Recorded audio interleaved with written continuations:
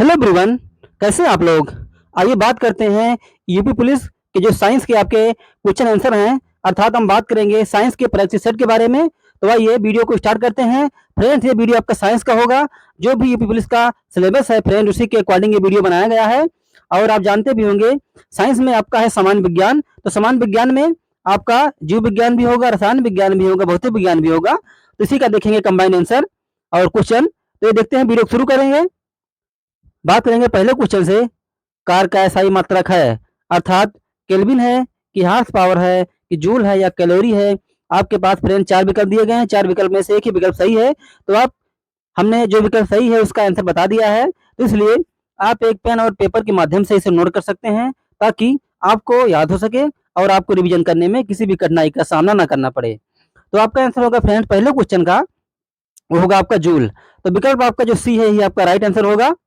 Next है, वह अंग जो टूटी फूटी आरबीसी को नष्ट करता है। बताना है फ्रेंड आपको, वह अंग जो टूटी फूटी आरबीसी को नष्ट करता है। तो आपका विकल्प है प्लीहा, अग्नाशय, यकृत या अस्थिमज्जा। फ्रेंड आपका आंसर होगा प्लीहा। बात करेंगे इसी क्रम में नेक्स्ट क्वेश्चन के बारे में।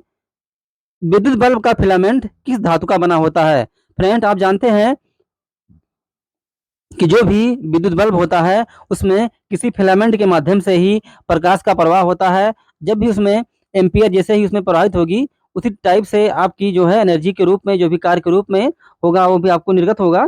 तो बताया गया है कि जो जलता है था, जो प्रकाश उत्पन्न करता है, वो किस धातु का बना होता है, अर्थात विद्युत बल्ब का फिलामेंट किस धातु का बना होता है। तो विकल्प आपका दिया गया लोहा, तांबा, टंगस्टन या सीसा। तो फ्रेंड आपका आंसर होगा, ये कॉमन सा फ्रेंड है क्वेश्चन है, आपका आंसर होगा इसमें टंगस्टन। नेक्स्ट इसी क्रम में बात करेंगे 4 नंबर क्वेश्चन क्रमांक में। न्यूनतम संभव ताप है, अर्थात ऐसा ताप जो न्यूनतम हो, जो सबसे लोएस्ट हो, जो सबसे कम हो, उसी के बारे में आपको बताना है। आपके पास दिया गया है friends -171 degree centigrade, -273 degree centigrade, या 0 डिग्री सेंटीग्रेड, या आपका होगा -373 डिग्री सेंटीग्रेड। तो फ्रेंड्स आपका आंसर होगा बी के साथ जाएंगे, अर्थात आपका होगा -273 डिग्री सेंटीग्रेड। आपका फ्रेंड्स सबसे न्यूनतम ताप होगा -273 डिग्री सेंटीग्रेड। इसी क्रम में नेक्स्ट बात करेंगे। फ्रेंड आपको बता दें, हम 20 क्वेश्चन की सीरीज लेके चल रहे हैं, ताकि वीडियो बड़ा ना हो, जिससे आप उबे ना। आपको इस तरीके से वीडियो में दिलचस्पी लाना है, ताकि आप बोर ना हो। इसी तरीके से वीडियो बनाया गया है, कम से कम समय में आपके लिए अधिक से अधिक मटेरियल उपलब्ध कराया जा सके। तो बात करेंगे 5वें क्रमांक क्वेश्चन में। विद्युत धारा में मापने के लिए प्रयुक्त यंत्र है, अर्थात समान सा क्वेश्चन है कि विद्युत धारा का मात्रक क्या है, या विद्युत धारा किसमें मापते हैं। फ्रेंड्स आपका दिया है चार विकल्प। पहला है अमीटर, दूसरा है एम्पियर, तीसरा है वोल्ट मीटर और चौथा आपका है ट्रांसफार्मर। तो फ्रेंड्स अगर आप इनके बारे में अलग अलग जानकारी रखते हैं कि मीटर क्या है, एम्पियर क्या है, वोल्ट मीटर क्या है, ट्रांसफार्मर क्या है, तो इससे भी आप जो है बहुत आसानी से इसका आंसर हल कर सकते हैं। हमने आपकी आसानी के लिए विकल्प भी बना दिया है और इसका आंसर भी दे दिया है, ताकि आपको कहीं भी आंसर शीट में या कहीं और भी परेशान ना होना पड़े। तो आपका आंसर होगा फ्रेंड्स अमीटर, अर्थात विद्युत धारा में मापने के लिए जो यंत्र प्रयोग किया जाता है उसे एमीटर के नाम से जानते हैं। नेक्स्ट है 6 नंबर क्रमांक के क्वेश्चन में। सबसे भारी तत्व है, अर्थात जो चार विकल्प दिए गए हैं फ्रेंड्स, इसी में से आपको बताना है कि सबसे भारी तत्व आपका कौन सा है। प्लूटोनियम है कि लिथियम है कि यूरेनियम है कि स्ट्रांसियम है। फ्रेंड्स आपका आंसर होगा यूरेनियम, अर्थात सबसे भारी भरकम जो आपका तत्व है वो होगा आपका यूरेनियम। नेक्स्ट है 7 नंबर क्रमांक के क्वेश्चन में, बहुत ही इंपॉर्टेंट क्वेश्चन है फ्रेंड्स, इसको बहुत ध्यान से पढ़िएगा और तब उत्तर देने का प्रयास कीजिएगा।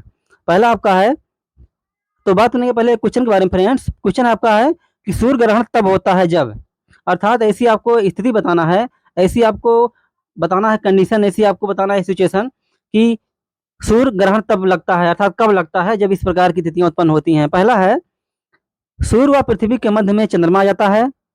दूसरा है सूर्य व चंद्रमा के मध्य में पृथ्वी आ जाती है। तीसरा विकल्प आपका है सी, पृथ्वी व चंद्रमा के मध्य में सूर्य आ जाता है। और लास्ट विकल्प आपका है डी वाला फ्रेंड्स, सूर्य, चंद्रमा एवं पृथ्वी एक पंक्ति में ना हो। अर्थात इन चारों स्थितियों में से कौन सी स्थिति होगी जब आपका सूर्य ग्रहण होगा। तो फ्रेंड्स आपका विकल्प होगा पहला, जब सूर्य व पृथ्वी के मध्य में चंद्रमा आ जाता है, अर्थात जब सूर्य व पृथ्वी के मध्य में चंद्रमा आएगा तो आपका लगेगा सूर्य ग्रहण, और जब सूर्य व चंद्रमा के बीच में पृथ्वी आएगी तो आपका लगेगा चंद्र ग्रहण। तो नेक्स्ट बात करेंगे फ्रेंड्स 8वें नंबर क्रमांक क्वेश्चन में। किस गैस की उत्पत्ति के कारण पृथ्वी गर्म है? अर्थात उस गैस के बारे में आपको बताना है जिसके कारण पृथ्वी गर्म स्थिति में रहती है। तो आपका विकल्प है ओजोन, ऑक्सीजन, कार्बन डाइऑक्साइड या वायु। फ्रेंड्स, आप जानते होंगे कि कार्बन डाइऑक्साइड जो ऑक्सीजन और हाइड्रोजन के मेल से बनी है। नेक्स्ट है आपका कार्बन और ऑक्सीजन के मेल से बनी है। नेक्स्ट आपका है पृथ्वी की सतह से ऊपर जाने पर दाब। अर्थात जब आप पृथ्वी की सतह से ऊपर जाएंगे तो आपको बताना है इसी स्थिति कि दाब घटेगा कि बढ़ेगा, या ना घटेगा ना बढ़ेगा, अर्थात अपरिवर्तित रहेगा या सभी। तो फ्रेंड्स, आपको बताना है इसका राइट आंसर होगा फ्रेंड्स घटता है। अर्थात अगर पृथ्वी की सतह से आप ऊपर जाएंगे तो आपका जो दाब होगा वो घटेगा। पृथ्वी की सतह से अगर आप नीचे जाएंगे तब आपका दाब क्या होगा? बढ़ेगा। तो फ्रेंड्स, आपका आंसर होगा फ्रेंड्स घटता है।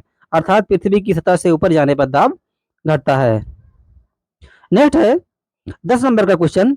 वह वैज्ञानिक जिसने रुधिर वर्ग की खोज की। अर्थात आपको बताना है उस वैज्ञानिक का नाम जिन्होंने बहुत ही महत्वपूर्ण तथ्य की खोज की थी। बहुत ही महत्वपूर्ण। फ्रेंड्स, आप जानते होंगे बॉडी में बहुत ही महत्वपूर्ण आपका है ब्लड। वैसे वह बॉडी में बहुत सारी चीजें इंपॉर्टेंट है, प्रत्येक चीज की कोई कीमत नहीं है। प्रत्येक चीज जो है वो बहुत ही इंपॉर्टेंट तरीके से गॉड ने बनाया है, नेचर ने बनाया है। तो अर्थात आपको बताना है कि रक्त की खोज किसने किया था। आपके पास 4 विकल्प हैं। बात करेंगे इन विकल्पों में।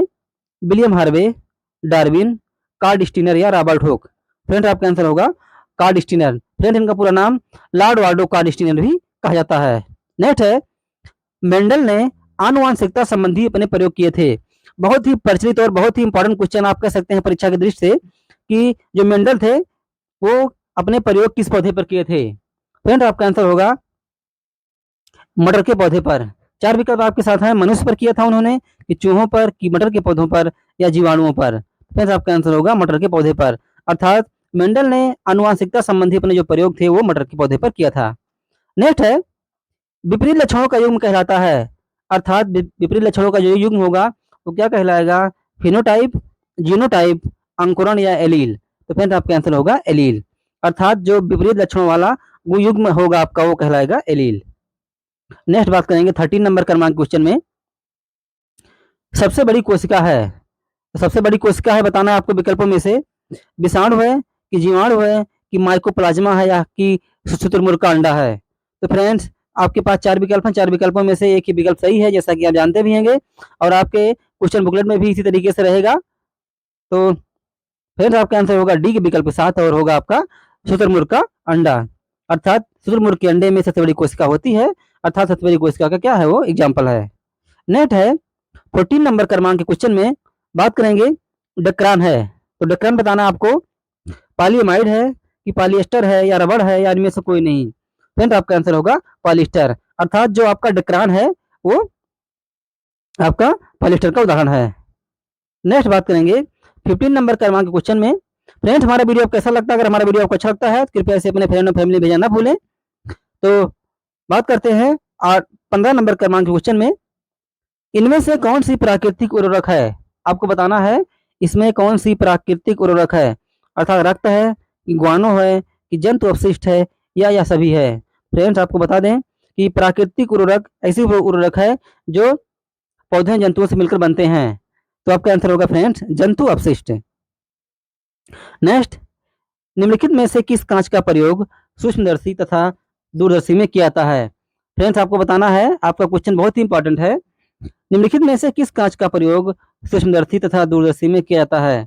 तो आपका विकल्प है फ्रेंड पहला बोरोसिलिकेट, प्रकाशिक कांच, कांच तंत्र या सभी। फ्रेंड्स, आपका आंसर होगा बोरोसिलिकेट। अर्थात जो दूरदर्शी या सूक्ष्मदर्शी दोनों में प्रयोग किया जाएगा उसे बोरोसिलिकेट नाम दिया गया है। नेक्स्ट है पृथ्वी की परत की औसत मोटाई है। अर्थात पृथ्वी की परत की औसत मोटाई है। फ्रेंड्स, आप जानते भी होंगे, बहुत रोचक तथ्य है।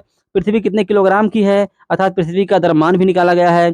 पृथ्वी का घनत्व क्या है और पृथ्वी का जो क्षेत्रफल है या कितनी जनसंख्या इस पर निवास करती है, सारी चीज़ें फ्रेंड निकाल दी गई हैं। तो उसी हिसाब से आपको बताना है कि पृथ्वी की औसत मोटाई कितनी है। फ्रेंड, इसको भी हमारे जो महान वैज्ञानिक हैं और भी जो देश विदेश के वैज्ञानिक हैं उनकी हेल्प से जो है ये बात जो है ज्ञात हो चुकी है। पहला विकल्प आपका है 20 किलोमीटर, दूसरा है 35 किलोमीटर, तीसरा है 30 किलोमीटर और आपका है नेक्स्ट लास्ट वाला विकल्प 40 किलोमीटर। तो फ्रेंड्स, आपका आंसर होगा 35 किलोमीटर। अर्थात पृथ्वी की जो औसत परत है उसकी मोटाई जो है 25 किलोमीटर है। नेक्स्ट बात करेंगे फ्रेंड्स 18 नंबर क्रमांक क्वेश्चन पर। तो 18 नंबर का आपका क्वेश्चन है कैलामाइन है। कैलामाइन है तो फ्रेंड्स कैलामाइन के बारे में आप जानते भी होंगे। तो इसका फ्रेंड्स रासायनिक सूत्र दिया गया है, तो रासायनिक सूत्र के हिसाब से आपको जो है उसका आंसर लगाना है। हो सकता है क्वेश्चन बुकलेट में आपके इस तरीके से क्वेश्चन हो जो रासायनिक सूत्र न देकर किसी और फार्मूले या किसी और तरीके दे सकते हैं, तो क्वेश्चन आपका सेम ही रहेगा, उसमें आपको घबराने का आवश्यकता नहीं है। अगर आपको इस रूप में क्वेश्चन मिलता है तब भी सही है, अगर आपको किसी और रूप में मिलेगा तब भी सही है, लेकिन आपका विकल्प वही आंसर होगा इसमें जो भी उसमें रहेगा आपका। तो देखिए पहला आपका है ZnS, दूसरा है ZnO, तीसरा आपका ZN और आपका है ZnCO3। तो फ्रेंड्स आपका आंसर होगा ZnCO3, अर्थात इसको फ्रेंड जिंक कार्बोनेट या जिंक कार्बोनेट के नाम से भी जानते हैं। तो आपका आंसर होगा फ्रेंड ZnCO3। नेक्स्ट है किस धातु को भविष्य की धातु के नाम से जाना जाता है, अर्थात आपको बताना है फ्रेंड्स कि किस धातु को भविष्य की धातु के नाम से जाना जाता है। तो आपका विकल्प है पहला क्रोमियम, टाइटेनियम, सोना या मैग्नीज। फ्रेंड्स आपको बताना है कि भविष्य का धातु किस नाम से जानते हैं, अर्थात ऐसी कौन सी धातु है जिसे भविष्य का धातु उपनाम दिया गया है। तो आपका आंसर होगा फ्रेंड्स टाइटेनियम। विकल्प आपके पास है क्रोमियम, टाइटेनियम, सोना या मैग्नीज। फ्रेंड्स आपका आंसर होगा टाइटेनियम। फ्रेंड्स हमारी 20 क्वेश्चनों की जो सीरीज है वो चल रही है।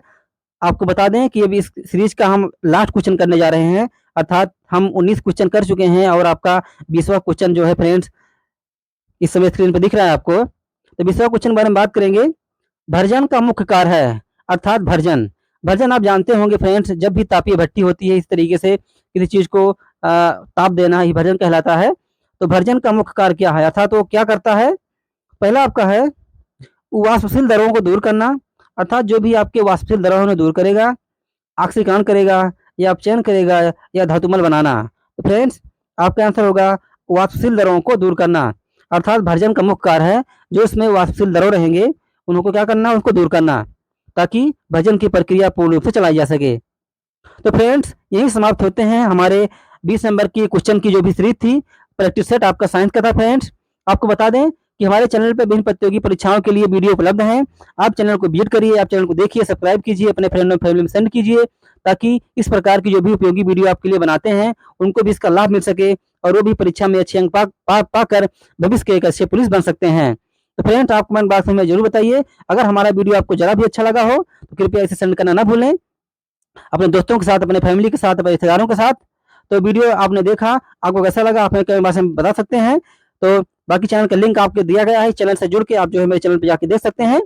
तो friends thanks for watching HTTP Raj Saxena.